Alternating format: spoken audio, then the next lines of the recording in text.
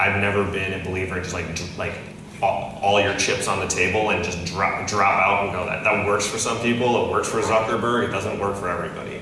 So I think balance until you feel comfortable. I mean, I love the name Startup Grind because if you were going to ask me if there was one word to sum this all up, it's a grind. And if you can't embrace the grind, if you don't love that, if you're waiting for this time or day or whatever where it's like, cool, now I've made it, we've never made it. Because at any level you get to, it's all the same problems, just on different scale. I think the thing about competition is all the best companies will gladly let their competitors in and look at what they do. They all have partnerships and stuff like that. Because they know that I could know exactly what they do and still not execute it, because it's all in the secret sauce, right? It's all in the little intangibles that allow you to do what you need to do to make it work, right? So I have learned the hard way, I won't go into the details of the story, but I have learned the hard way that you always bet on the jockey and not on the horse. Because the horse is exciting and it's proven, it's gonna win, it's gonna make it, but it's all about the person driving it and how well they can execute. So it's like basically, if you're going to spend marketing dollar, you have to be able to measure it. If you can't measure it, especially at the level we're at, and this is brand building, and most of us can't afford to brand build.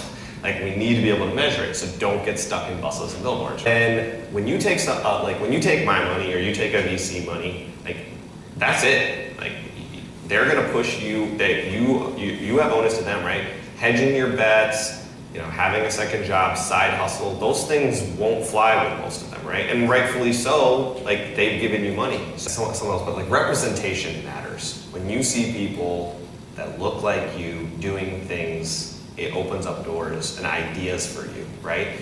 When you see, you see, your culture, your race, your national heritage on TV, on the cover of magazines, having started companies, maybe refugees that have accomplished things, right? Like, that makes a difference. I talk about Shark Tank a lot, and Shark Tank, has its negatives for sure. But it made entrepreneurship cool in the popular culture, right? All of a sudden, the hit TV show was about business.